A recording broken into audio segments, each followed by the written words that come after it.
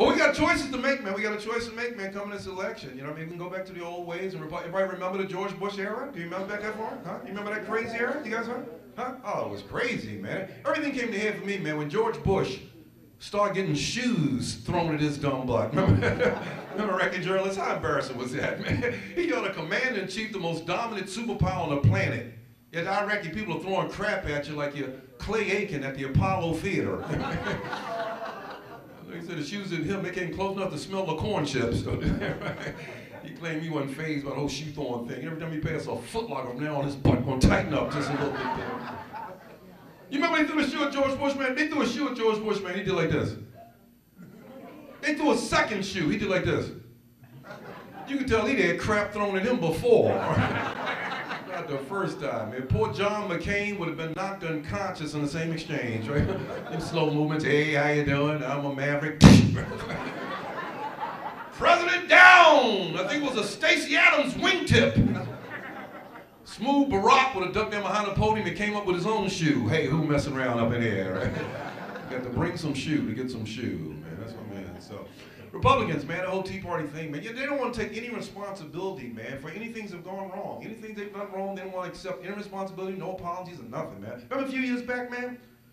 Top Republican, Vice President Dick Cheney, out in the woods one day with some friends, felt the need to bust a cap in somebody. How your vice president gunned somebody down, no apologies, no arrest.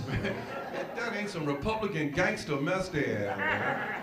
I give Dick Cheney his props, but he had the foresight to take the boy hunting with him to make it look like an accident, right? Kind of Soprano style, that is, right? He out there hunting quail and shot his man. You better stop hunting with folks that look just like the animals you're hunting. I mean, you out there hunting bear? Why take Reuben Studdard out there with you? That's what I'm saying. Oh, man. You out there hunting lizard, leave Chris Bosh at home, okay? You out there hunting raccoon, and Flavor Flav and Lil Wayne pop up out the bushes. Come on, man, somebody gonna get hurt. That's all I'm saying. Probably Lil Weezy, absolutely, boy. But I love the president, man. That's my president for life, man. You know what I mean? Like Edie Amin. He'll be my president for life. Because he's coming at me, he's done a lot of stuff. And I like the way he carries himself. Smooth brother, ain't he? Huh? And Michelle, see his lady? You see his lady on the speech? Huh? Absolutely, man. You can't find another first lady that did do it like that. Can you? Come on, man. That's love. You can tell they rocking the house, too. Can't you? You can tell they rocking that White House. You know? He ain't tiptoeing around that. He's in that White House handling his business. You know that. You can tell, man. Right?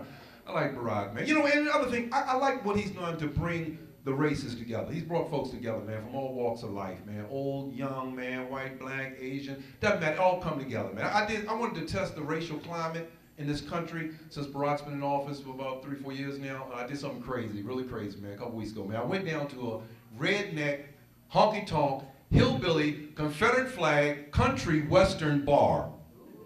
Oh. Brother, you better not even think about talking to these white women, all right? And that was the name of it. Brother, you better not even think about talking to these white women. Tavern and Grill. So I'm sitting there at the bar, right? You know, eating chicken wings, drinking Hennessy, you know, basically reinforcing stereotypes, you know, right? This little honky-tonk gal walks to me and asks me to dance. I said, girl, you trying to get me killed up in here? She said, maybe. So I looked around the room, I didn't really see nobody in there that could whip me, you know, so I figured unless I got some big Brian Urlacher looking guy back in the kitchen, I'm good, you know. So that chick, no girl off from head to toe, and fella, she was one of them big-chested, moonshine drinking redneck women. All the buttons on her flannel shirt were pulled to the limits. She had these little Daisy Duke shorts, and her butt was flat. It was fat. It was flat. It was like PHAT flat, all right? You know what I mean, right? You know what I mean? But anyway, I took a girl on the dance floor, man, we tore it up. It was an exciting interracial exchange of conflicting ethnic dance styles. All right? Like I did the rock steady, she did the achy breaky. I did the pop lock, and she did the Texas two-step. I did the electric boogaloo, she did the funky fiddler. I went to my MC Hammer, she did the hee-haw hop. The entire bar had gathered around us and was cheering us on. And that's when old Judge Poole took it too far. She went to this move they call the trailer trash turnaround. I'd never seen it. And that's when I smacked her right on that flat booty, right? Pow! All the music came to a screeching halt. Ah! And every one of them good old boys pulled a weapon out of some part of his wardrobe. That's when old Judge Poole went to his final dance performance of the evening. The Running Man. You know you hauling butt, man. You go home and realize you left your car back at the bar. You was getting out of there. You were. But I love him when he talks about his kids and his daughters and all that, you know, he's done and how he's kept the family together. It's a great thing. What are parents now tonight? Folks and kids? Parents? That's what we're concerned about. Our parents want to leave it better for them. Parents? Oh, that's more than that. Some of y'all denying your kids up in here. How many folks glad to be away from your kids for just one night? Be honest with you. Because they bring out the closet parents there. You love them. But don't they get on your nerves? Don't they beg all the time? Don't they? Oh man, kids beg so much, little hands look like cups. I know I got 5 sons at home. All I can make is boys. I'm lucky to be alive, ain't I? 5 big begging sons. A couple of them are my size, y'all. One of them's my age. I don't know how that happened. Dad, can I have $5? Can you get your old butt up out my house?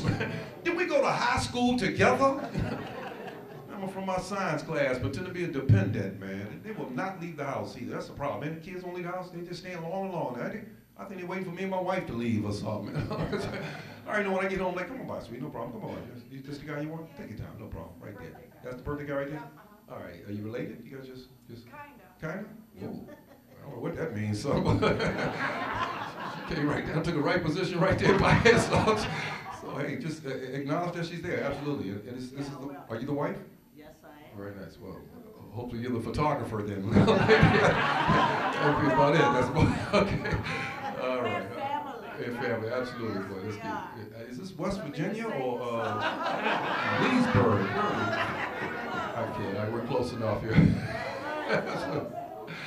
Absolutely right. So I was back to talking about my kids. I think that's where I was. Well, I already know when I get home late tonight, all 5 of my sons going to be there. Sprawled all out around the living room. They got 5 of their buddies over, sprawled up down the hallway.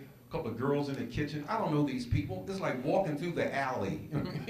My wife never used the buddy system just to travel. Almost cover me, sweetie, I'm going for a sandwich. Try to sneak down the kitchen late one night to get a bite to eat, man. My wife had already gone to bed. I looked in the home, man. 3 of my sons are huddled together, whispering and looking my way. Right? I ducked back in my room, saved my life, man. I got robbed in my den 2 weeks ago. Right? One of my sons, I know which one did it because I bought him that ski mask 2 Christmases ago. Right? Trifling as that, man. Well, not leave the house, man. One of my sons decided to take a year off from school this year. Check this out. He's going to sit out and get his head together. Okay. You heard that before? You maybe take a job. Yeah. He figured, what the hell? 3rd grades won't be there. like it's going nowhere, man. One of my sons came one day with his chest poked out. Told him, I'm going to Navy. What's he said? I'm going to Navy.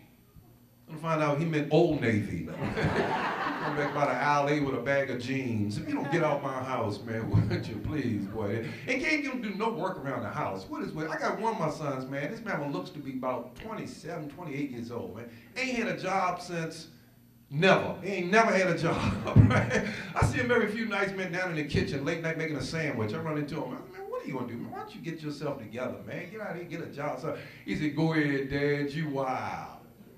I'm wild. You don't want scavenging through my kitchen like a badger and making a sandwich, man. He said, I'm going to get at you, Dad, right? Oh, that mean you going to pay some rent, boy. I don't think it does, though, man. I asked one of my sons one day, man, to help me paint a hall room bathroom.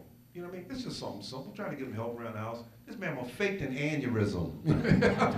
Fell out, man, and take him to the hospital. I'm in the hospital, man, 3 hours for the attending physician will come in and tell me, Judge Poole, your son is a butthead. I said, I'm not paying you $200 for that. I knew he was a butthead when I bought him. He said, hey, Judge Poole, we see where he gets it from. You're a butthead.